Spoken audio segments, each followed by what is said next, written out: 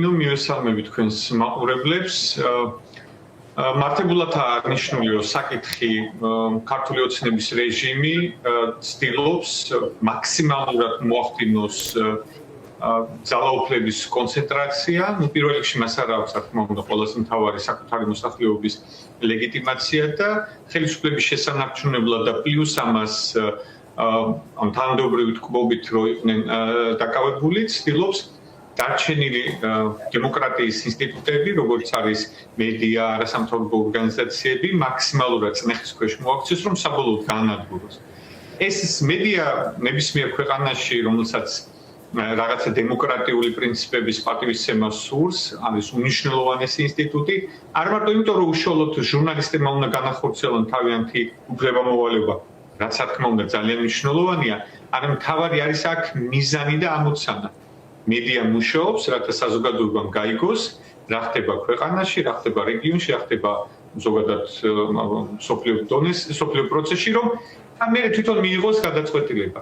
რომ არა ქართული მედია, რომ არა რეგიონალური მედია, ცენტრალური დამოუკიდებელი მედიები და სამოქალაქო აქტივისტები, ჩვენ მაგალითად დღეს ვერ დავინახავდით იმ მასშტაბს დიდთოვლობისა, რომელიც რეგიონში ხდება.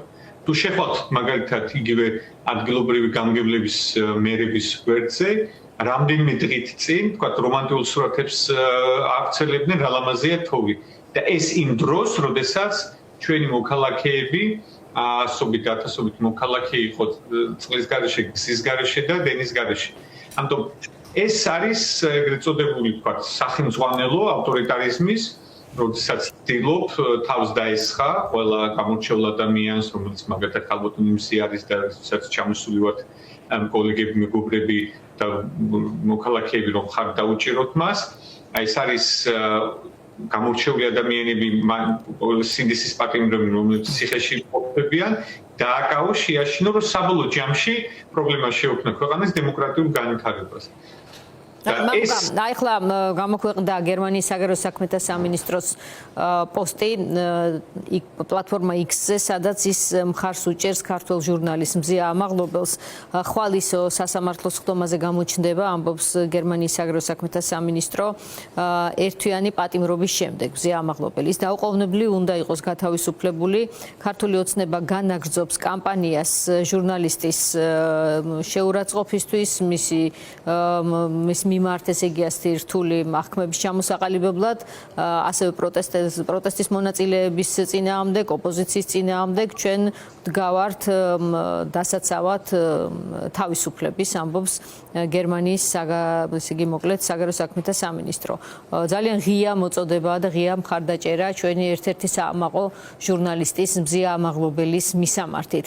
რაც სამწუხაროდ დიდად ვერაფერს ცვლის ეგრეთ წოდებული რეჟიმის და ხელისუფლების ნაბიჯებში, განწყობებში, აი ამ ფონზე არის იმედი, რომ შესაძლოა ხვალ მზია გათავისუფლდეს და მას შეეცვალოს აღკვეთის ღონისძიება.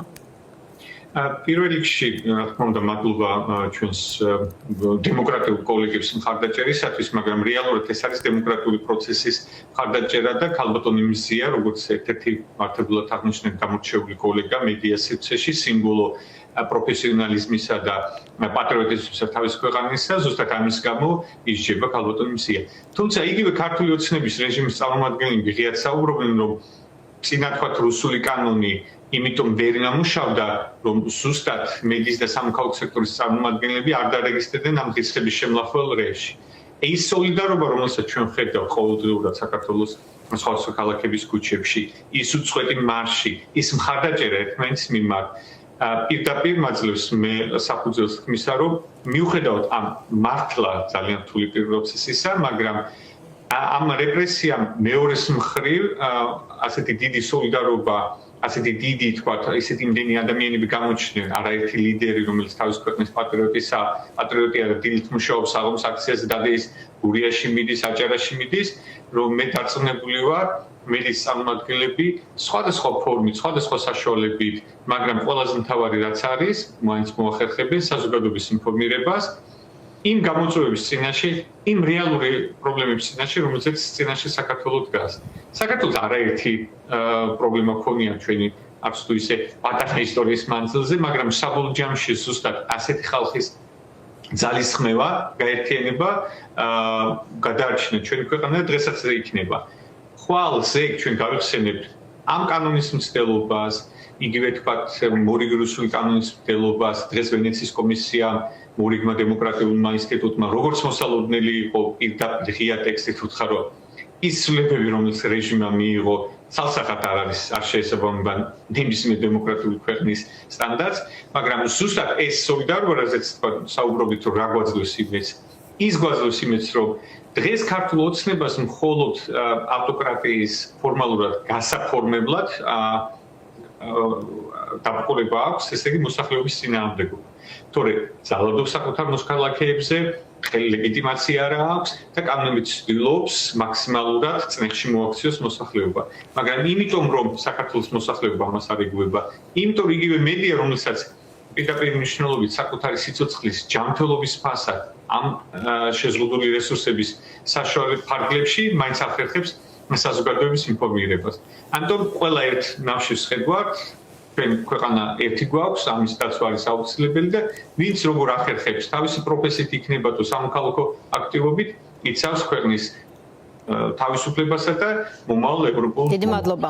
დიდი მადლობა. საინტერესო იქნება მზია ამაღლობელის პროცესი ხვალ, პირველი წინა სასამართლოს ხდომა, რომლის ფარგლებშიც აქვს ეგრეთ წოდებულ ხელისუფლებას შესაძლებლობა, რომ მზია ამაღლობელს შეუცვალოს ხელისუფლებას ვამბობ, იმიტომ რომ სასამართლო აქ როგორც ჩანს არაფერ შუაშია, ეს არის პირადად ივანიშვილის გადაწყვეტილებები, შეუცვალოს მას აღკვეთის ღონისძიება და არ დატოვოს საკანში, თუმცა რა ვიცი, რამდენად შეიძლება ამის იმედი გქონდეს, რომელი რაციონალურ აზრზე დაყრდნობით ამ წუთისთვის მე ვერ პოვლობ ამ რაციონალურ აზრს. თვით ამ რეჟიმის ფარგლებში, თვით ამ რეჟიმის მიერ მიღებული დრაკონული კანონების ფარგლებში და ასეთი განმარტების ფარგლებშიც ქალბატონი მზია და დანჩენ სენესის პატიმრები ნამდვილად თავმოიყვნენ ციხეში და თუ კი ამ რეჟიმის მოსამართლეებს აქვს თქვა თვითგადარჩენის ინსტინქტი შემორჩენილი, ეს არის უნიკალური შესაძლებლობა, რომ აი ამ ფორმატში მაინც გადაიჩინონ თავიანთი თავი და ქალბატონ მზიას და სენესის პატიმრებს გადასარჩენი არაფერი არ ჭირს.